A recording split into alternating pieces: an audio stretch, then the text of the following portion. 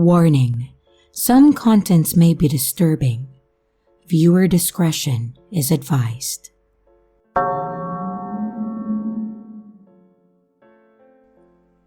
I had an old friend, we'll call her Dina.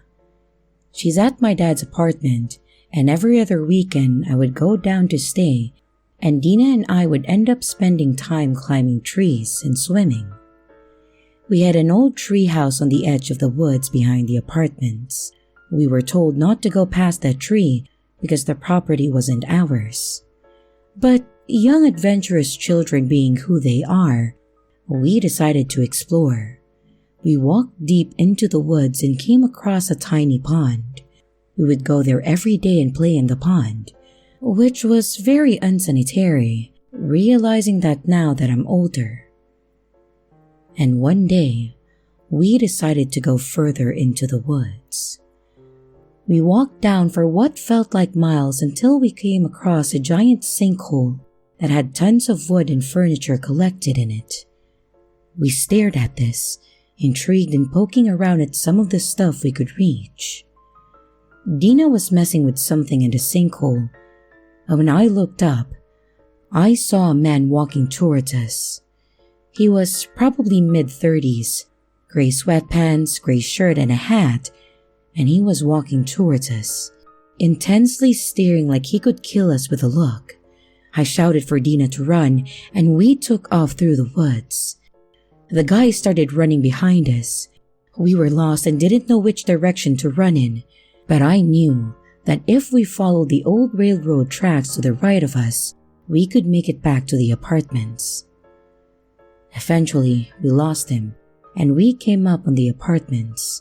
We ran to my apartment, and just as we were coming up to the door, a blue van drove by, and the person driving it was that man. And at that time, I didn't realize what was going on. I figured maybe he owned the land and that he was just angry that we were on it. However, I told someone who lived at the apartments this story, and they said that the person who owned the land was a woman and she lived nearly 4 states away. I get goosebumps thinking maybe this guy saw 2 girls in the woods alone and was thinking of kidnapping us. His windows were all super tinted, which added to my assumption of his intentions. I get so weirded out thinking we could have been kidnapped right behind our home. So, creepy guy who ran after me and my friend in the woods, let's not meet again.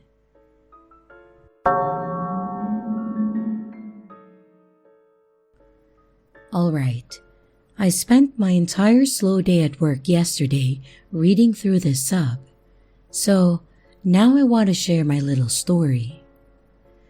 My childhood best friend, Marie, and I were around 11 or 12 years old at that time. Marie's family had their own campsite in a provincial park about 2 hours from our hometown. I would spend the entire summer each year living in their camper out there. This particular summer, I was able to go and stay with them for a week, and we were excited to spend our time adventuring around the forest.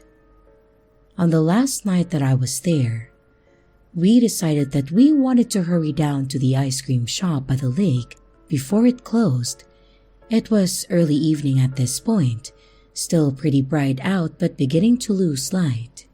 The path we took was down a short slope right next to the main road with maybe 10 feet of thick brush and trees in between. On the other side was the forest with more tall, thick brush. So, we were walking along, not seeing a single other person on the path in front or behind us. But then, we hear a sudden rustling and snapping of branches, similar to the sound of maybe a deer moving through the woods. I wouldn't have thought anything of it, but then the sound of running footsteps follows. Marie glances back and suddenly grabs my arm, urging me under her breath not to look back. At the same time, the running stops, and I don't know why I didn't ignore her and get a look myself. I guess I could sense the very real fear in her voice, and I chose to listen. We both start to panic, getting that feeling like when you're running up the stairs after turning the basement light off. And we picked up speed as much as we can without breaking into a sprint, knowing that the ice cream shop is only about a minute walk away at this point. The path soon breaks and we are in the parking lot. Suddenly, Marie steers me hard to the left, heading towards the lake and the boat rental instead of continuing straight to the ice cream shop, and I go along with it silently, understanding that ice cream is no longer an interest right now. Marie is clearly panicking at this point, and we are both looking around, but it seems whatever scared her is nowhere in sight at this point. Marie walks up to the boat rental and gets us a kayak, and we climbed in and begin to paddle out into the middle of the lake. As we paddle, she tells me that there was a man behind us and that the man had stopped running at us very abruptly upon making eye contact with her. He had been wearing a long black coat with a hood up despite it being the middle of July, and had a terrible smirk on his face, and she swore that as he stopped running, she saw him put something shiny away in his coat. He appeared to have just emerged out of the bushes after we walked past, given the sounds we heard right before he came running onto the path. We reached the center of the lake and stopped paddling. I pulled out my Nokia brick phone that my parents had, and thank God, given me, just in case. I hand it to Marie and tell her to call her parents to come pick us up. And as the phone rings, I see her look out past me to the shore and then go pale, lifting a hand to point to what she's seeing. I turn and there was the man, stalking his way around the path that circled the edge of the lake, staring at us. We sat in the middle of the lake and watched him do 2 full laps, never looking away from us, before finally disappearing. It took a few tries to get a hold of her family, and we were freaking out so bad the whole time, as the sun got lower and lower. We did manage to have someone come with a truck, but by the time we reached the shore, it was pretty dark outside. I don't know what we would have done if we hadn't been able to call for a ride. Looking back, I don't know why we didn't just go up to the ice cream shop, inform an adult there, and ask her parents to come get us then. But it worked out, and we got back safe, and we thankfully never saw the man again.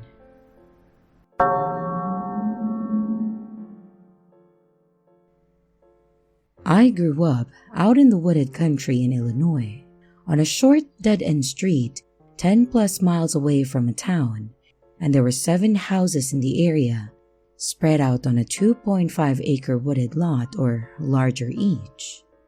There were no large wild animals. There aren't bears or similarly large animals in the region, and people didn't meander there or show up lost.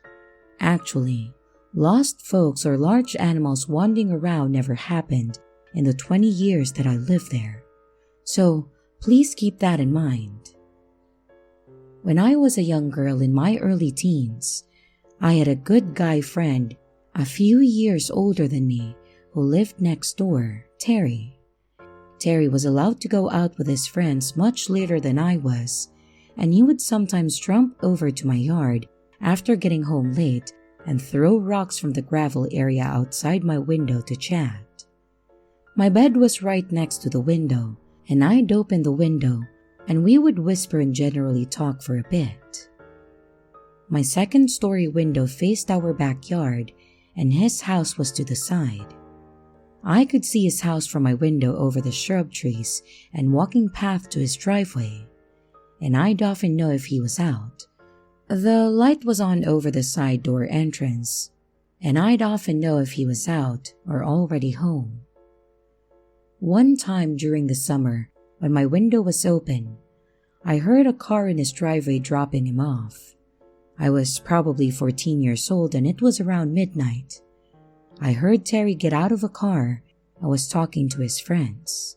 Soon, his friends pulled away and I softly called out, as loud as I could without waking my parents. I was asking Terry to stop by and chat. He didn't respond though, as he probably didn't hear me. Then, I came up with a not so brilliant idea to sneak outside and scare him. I'd spent many years in the woods and learning how to blend in and just be silent. As kids, we'd often sneak out and scare each other. So, I silently sneaked down from the second floor and out my back garage door, which led to our backyard below my window, which led to Terry's house off the side, through our gravel area, then through a well-worn path through the woods, maybe about 20 feet long. My parents had put in a gravel pit around the back of the house, probably because nothing much grew due to the shade of the oak trees. There were 14-inch oak rounds set out as an even stepping path in the gravel, and if you step off the rounds, the crunch of the gravel rocks would give you away. So I picked my way expertly and silently across the log rounds facing Terry's house. My eyes got accustomed to the dark and I didn't see him. Also at that time, I heard the door of his house close and the light going off signaling that he went in, likely to go to bed. I waited a bit as I thought I saw something move in the woods between our houses, but not on the path that we'd always use. If you didn't use the path, there were wild rose and raspberry plants that had thorns and were painful to walk through if you weren't careful. So, I thought that it was odd that he'd be out in the woods, but maybe he wanted to scare me like I was plotting to do to him. But I saw something human-sized and dark moving through the woods. It was slow and pausing every once in a while like me. It was coming closer, and I definitely saw it. But it was strange, in that it wasn't walking directly to my window to talk. Therefore, I hunched down and waited in silence, wondering if I could still startle him. I still thought it was Terry, and he saw me sneak out and he was trying to scare me. I watched the dark outline of a human figure moving, but then I would lose sight of it in the foliage. It seemed to be stalking slowly and listening, checking every few feet while hiding. So, I whispered after losing patience one last time for Terry, but he didn't answer. I got bored of hiding and crouching, so I quietly tippy-toed back to my garage door and went back inside, silently locking up as I went. I snuck back upstairs to my room above the area where I was just standing or crouching. My window was open and I definitely heard someone or something walking around in the yard. I whispered again for Terry out my window, but still got no answer. Then, I heard someone or something fall and grunt or moan pretty loudly in the window well, right below my window. It wasn't enough to wake my parents, but definitely loud enough that I didn't mistake it, and it sent a shock of fear through me. If you aren't familiar with a window well, it's a semicircle hole connected to the house, dug out about 3 or 4 feet deep and then reinforced with metal. It allows a basement window to be put in below ground level, and the hole lets some natural light in. There is no way that Terry would have fallen in our window well. We had been playing hide and seek and many outdoor games for years since we were young around the whole neighborhood. We knew everyone's window wells and house footprints like the back of our hands. The grunt sounded humanish and not like an animal. It also pulled itself out quietly without a lot of thrashing. And that's when I realized this wasn't a fun game and that someone or something was out there, and it wasn't Terry. I tried to look outside my window as best as I could, but there was a screen on my window to keep the bugs out, so I couldn't lean my head out the window to see next to the wall of our house directly below me. I then heard the crunch of rocks, as whatever it was stepping in the noisy gravel. Again, Terry would know where the log grounds were and would not step in the gravel. He knew my parents were pretty strict, and he was as good as being quiet as I was. Whatever it was stopped, and I held my breath. I pretty much sat there with my face pressed against the screen 2 stories up for probably a half hour. I never heard it, him, or her leave, but I grew tired and I eventually fell asleep on my bed that was next to the window. There are a few things that I'm certain of. Number 1, it wasn't Terry. I asked him later and he said that he went to bed that night when he got home. He also would have no reason to lie. Number 2, I'm pretty sure it wasn't one of our neighbors, and I can't think of any reason a person would be there. We had a few neighbors, and only 2 other houses out of 7 had kids. Again, these 7 houses were spread out in 2.5 plus acres per home. And lastly, there weren't any big animals in the area. As wooded as the whole area was, we only had some deer, but they were hunted and didn't come close to homes. Plus, our dogs scared them away. So, stranger in the woods, let's not ever meet.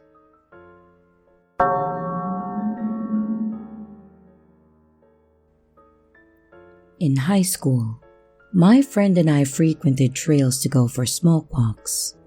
We were both 17 and male, and we'll call him Jay for the story. On this fall afternoon, we went to a familiar trail in a moderately wooded area, and one blunt into our walk, an odd man comes on our path. He startled us. He was middle-aged and plainly dressed, but I think he had some condition. He looked like a stocky Ethan Hawke with crazy eyes, and he spoke to us like a child. The childish man was rambling about hide and go seek, frantically asking, "Have you seen 2 kids?" Jay and I were both puzzled. We took obvious note of the creepy man in the woods asking about kids, but we didn't know what to do or say. So we ignored him and just continued on the trail to spark another. On our way back to the trail axis, we see the childish man on the path again, yet now with a tall, slim man. Jay urged me to get us out of there. Jay was already non-confrontational, and we both felt an eerie tension. Yet the whole thing was fishy, and I didn't want to regret doing nothing if some kids were at risk. I asked, "Why the hell is your friend asking about some kids?" They both give the same weird hide-and-go-seek with 2 kids. The tall man claimed to be the father, and he was more with it than his childish companion, and he kept questioning my concern for his kids. The tall man was getting angry, veering on threatening, and I had a bad gut feeling, but decided to leave this whole weird encounter behind. Yet, on our way out of the woods, we see a boy and a girl stand up from a wheat field. They just rose up like a poem. I observed to see if they needed help, yet they were cheerfully waving at us. I held the thumbs up and they signaled back. I got in the car with Jay, and we got the hell out of there. Was it just a good father and uncle playing innocent games with their 2 kids? Was I being nosy and blowing things out of proportion? To this day, I bear an uneasy guilt or anxiety for those kids. I never thought to write about this story. Jay and I still reminisce on it, and I'll never forget the moment we first came up on that childish man. I just want to clarify that this was almost definitely a harmless case. However, at that time, it was so fishy that I was positive that we were being filmed in a special Woodland episode of What Would You Do? That said, I was also aware at the time that the first man more than likely had a disability of some kind. His appearance at first was truly startling, and the comportment of the tall man definitely raised my suspicions.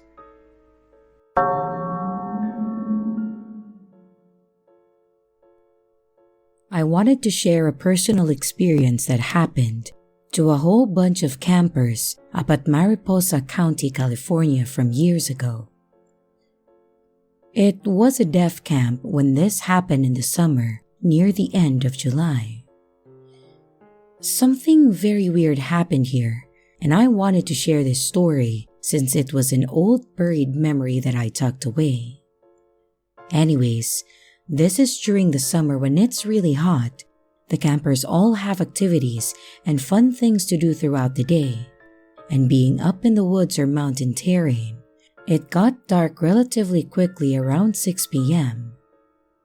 The boys and girls have cabins separated by gender, so as the boys, we have a more rugged cabin style, which is a wooded lodge lifted up and surrounded by mosquito mesh 360 around the whole cabin to the one doorway in and out.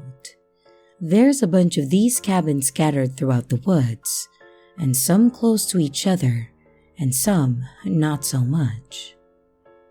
Anyways, one night, I noticed the cabin not being used off in the distance was dancing with lights, white and blue, from the inside. I was yelling out about it, but it was a deaf camp, so I have to wave everyone's attention to it, and our cabin staff were wondering what we were all seeing. Pretty soon, our whole cabin was getting way too excited, so some of them went to the other cabins to explain what was going on, and they went out to meet some other staff to go see what was happening at the isolated unused cabin.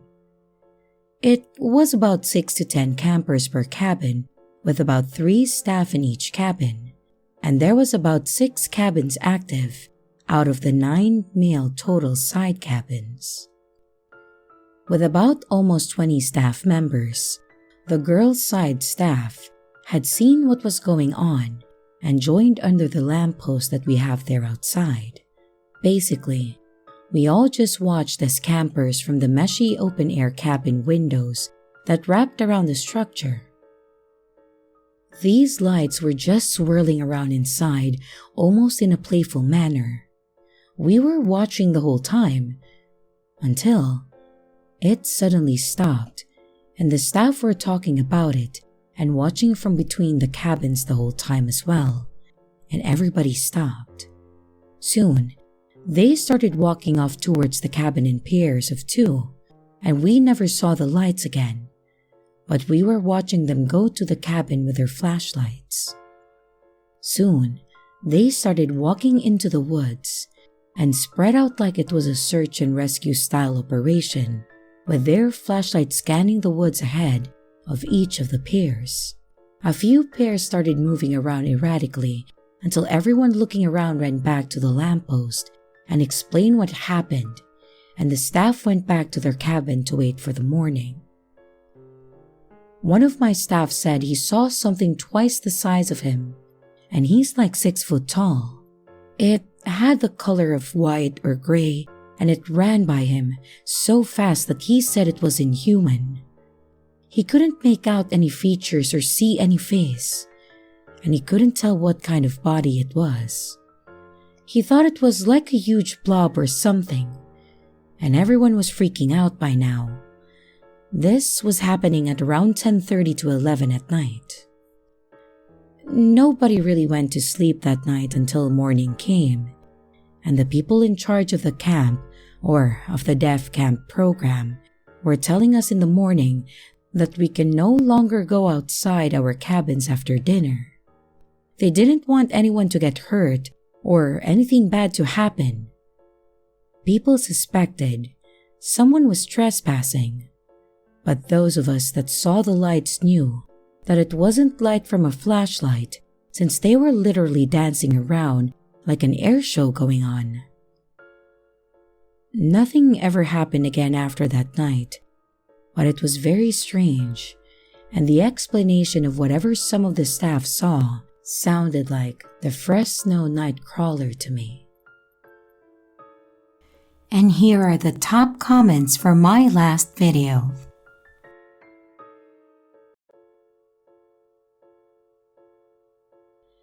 And here's the riddle for this video.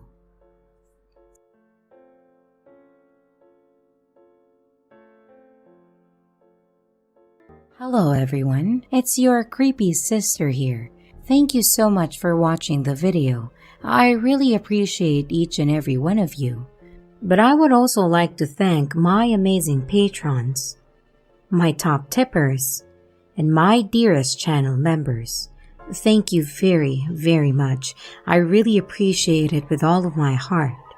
If you want to support the channel further, you could also choose to become a patron, a tipper, or a channel member. But remember, it's appreciated, but never a requirement. I would also like to announce that we have merch now. The link is in the description of the video, along with all my other social media links, like my Discord server, Twitter, Instagram, and others. You can connect with me and send your stories there.